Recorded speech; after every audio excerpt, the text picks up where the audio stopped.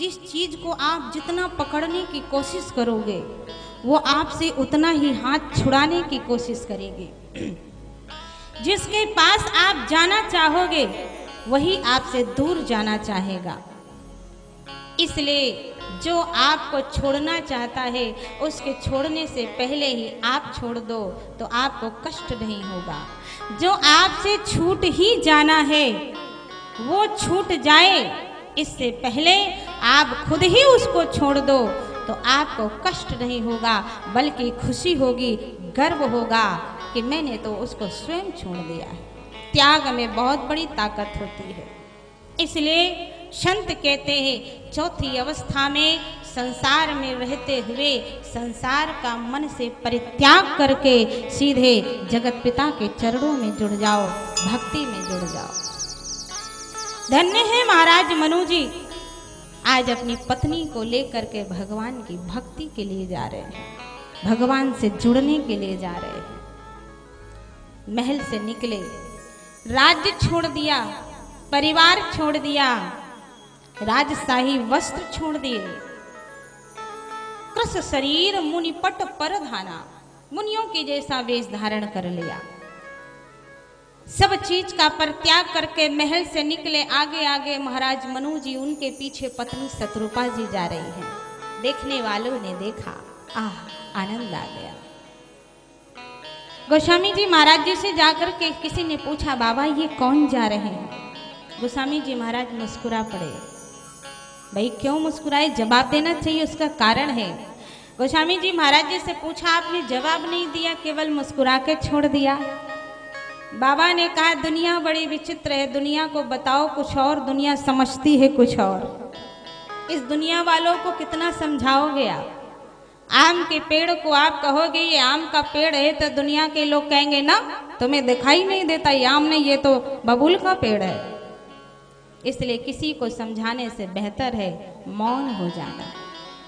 कोई जरूरी नहीं है कि आप जिस बात को जिस भाव से सामने वाले को बता रहे हो सामने वाला उस बात को उसी भाव से समझ जाए, कोई गारंटी नहीं है। जैसे एक उदाहरण आपको बताती हूँ, सुनिएगा। एक गांव के लड़के का विवाह हुआ, अकेला था। विवाह के बाद सास माताओं से तो काम होता नहीं है। सास मैया ने कहा, बेटा जाकर के बहू को बुला ले आओ, अब घर संभाले, अब मुझसे नहीं संभलता है। बेटे ने कहा, ठीक है अम्मा, जाता हूँ। गांव का सीधा साधा बालक बढ़िया तैयार हुआ, सूटेड बूटेड होकर के पहुंचा अपने ससुराल। पत्नी ने देखा अभी अभी विवाह हो गई हुआ है और ये तुरंत ससुराल आ गए। पहले के समय में बड़ी मर्यादाएं होती थी।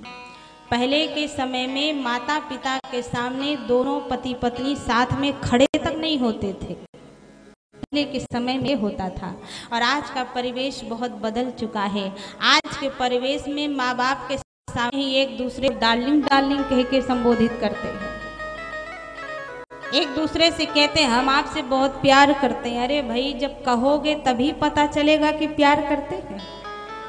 प्यार कहने से नहीं, वो तो हृदय से उत्पन्न होता है, अपने आप अनुभव से होता है।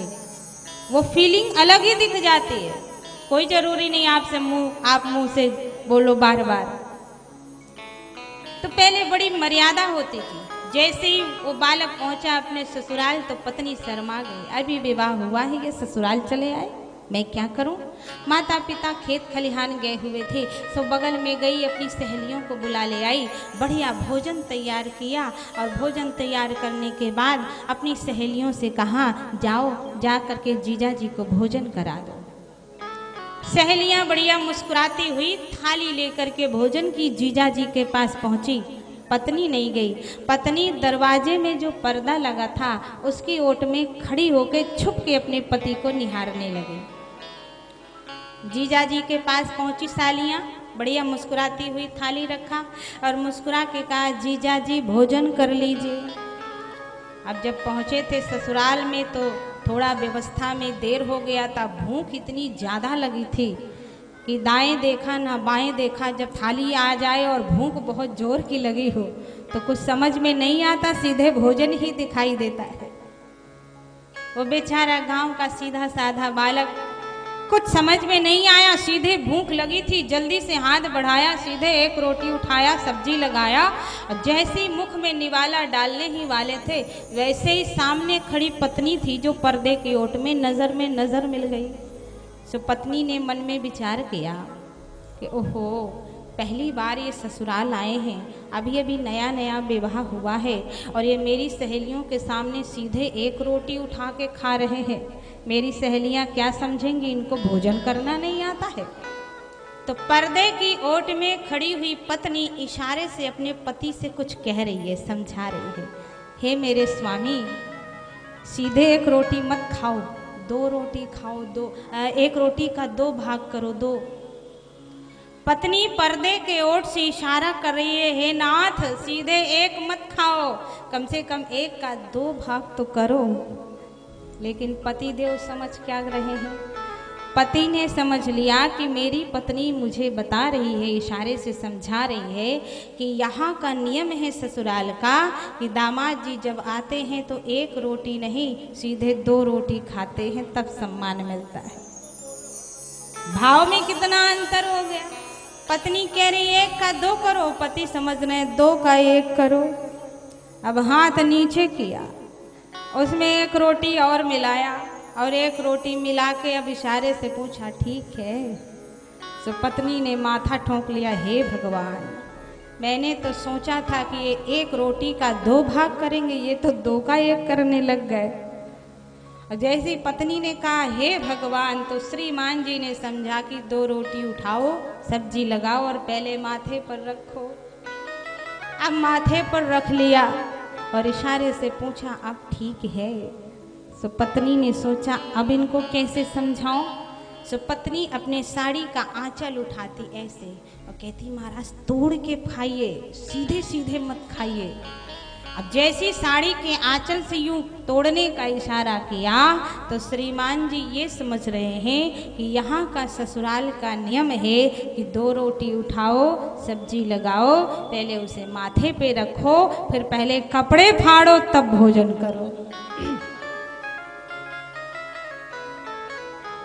अब लगे बेचारे जो बढ़िया नया नया महंगा सा कोट खरीद के पहन के गए थे, सूटेड बूटेड हैटेड सिंगरेटेड कोटेड बन करके, सो लगे बढ़िया कोट फाड़ने। बेचारी पत्नी अंदर चली गई। ज़्यादा कुछ अब बताना ठीक नहीं है क्योंकि मैं कह रही हूँ कुछ और ये समझ रहे हैं कुछ और, इसलिए कोई ज़रूरी नहीं है कि आपकी बात को सामने वाला उसी ढंग से समझ जाए जिस ढंग से, जिस भाव से, जिस तरीके से आप उनको बताना चाहते हो। जैसे ही मनुष्य शत्रुपा जी महल से निकले, जाने लगे, लोगों ने पूछा, महाराज ये कौन जा रहे हैं? बाबा मुस्कुरा करके मौन हो गए कि मैं इनको क्या बताऊं, बताऊंगा कुछ भी, ये समझेंगे कुछ भी। लोगों ने कहा नहीं नहीं महाराज बताइए ना। गोस्वामी जी महाराज चुप। लोगों ने कहा महाराज अच्छा समझ गए, ये राजा और रानी जा रहे हैं। बाबा ने कहा नहीं। लोगों ने कहा अच्छा ये दोनों पति पत्नी जा रहे हैं। बाबा ने कहा नहीं। अच्छा अच्छा ठीक ठीक, ये दोनों स्त्री और पुरुष जा रहे हैं। बाबा ने कहा नहीं।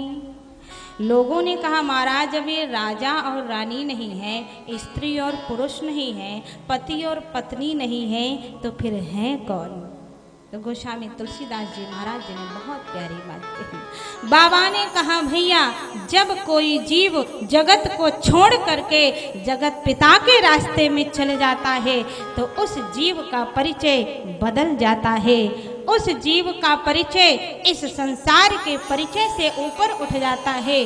कहा जगत को छोड़ करके जगत पिता के रास्ते पर चलने वाले व्यक्ति का परिचय पति पत्नी स्त्री पुरुष नर नारी से ऊपर उठ जाता है। अच्छा महाराज तो फिर है कौन, आप ही बताइए। गोस्वामी जी महाराज जी ने कहा ए दुनिया के लोगों, आज ये दोनों पूरे संसार को जगत को छोड़ करके जगत पिता की भक्ति के लिए जा रहे हैं। इसलिए आज ना तो ये स्त्री पुरुष है, ना पति पत्नी है, ना राजा रानी है, ये तो साक्षात ज्ञान और भक्ति है जो शरीर धारण करके आ गए हैं और भगवान की भक्ति करने जा रहे हैं। श्री रामचरितमानस में बाबा ने लिखा, क्या लिखा? का पंथ जात सो हई मत धीरा। पंथ जात सो हई मत धीरा। ज्ञान भगति जनु धरे शरीरा। ज्ञान भगति जनु धरे शरीरा। ज्ञान भगति जनु धरे शरीरा। पंथ जात सोहई मति धीरा। ज्ञान भगत जनु धरे शरीरा। आज पति पत्नी नहीं, स्त्री पुरुष नहीं, राजा रानी नहीं, नर नारी नहीं, कौन जा रहे हैं? साक्षात ज्ञान और भक्ति शरीर धारण करके जा रहे हैं। कहाँ? भगवान की भक्ति के लिए। दोनों पति पत्नी पहुँचे कहाँ पर? कहा इसी उत्तर प्रदेश में सीतापुर जिले में नैमिषारण तीर्थ स्थल है। दोनों पति पत्नी नैमिषारण तीर्थ स्थल पहुंच गए। संतों के बीच में बैठ करके सत्संग किया। क्षमा करिएगा एक बात बताऊं, आज के समय में लोग दो चार चौपाई जान जाते हैं तो चौराहे पर खड़े होकर के शास्त्रार्थ करने लगते हैं, लेकिन चौपाइयों को जानना और समझना इतना आसान नहीं है। ज्ञान इतनी आसानी से नहीं होता है। जब बहुकाल करी सत्संगा, बहुत काल तक, बहुत समय तक जब व्यक्ति सत्संग करते हैं तब जाकर के छोटी सी बुद्धि में छोटी सी बात बैठ पाती है। महाराज मनु और शत्रुपा जी गए, संतों के बीच में सत्संग किया, बहुत दिनों तक सत्संग किया। सत्संग करते करते एक मन में भाव जगा, क्या गुरु मंत्र लिया जाए। मैंने कल आपसे निवेदन किया था। क्या निवेदन किया था? बड़े ही जन्म जन्मांतरों के बाद, कल्प कल्पांतरों के बाद, युग युगांतरों के बाद जब जीव के अच्छे अच्छे कर्मों के पुण्यों के फल संचित होकर के इकट्ठा होकर के फलीभूत होते हैं, तब जाकर के जीव को तीन चीजें प्राप्त होती हैं: संत दर्शन, भगवंत दर्शन और सत्संग दर्शन। सबसे पहले संत का दर्शन होता है, फिर सत्संग का दर्शन होता है और फिर बाद में भगवंत यानी भगवान का दर्शन होता है। तो जीवन की शुरुआत कहाँ से होती है? संत के दर्शन से। बिनु हरि कृपा मिले नहीं संता। बिना हरि की कृपा के संत का दर्शन नहीं हो सकता है। और संत मिलने के बाद सत्संग कैसे मिलता है? कहा राम कृपा बिनु सुलभ न सोई। जिस स्थान पे बैठे हो ना, बहुत अच्छा स्थान है, बहुत अच्छा स्थान है। ये प्रभु की कृपा से प्राप्त हुआ है।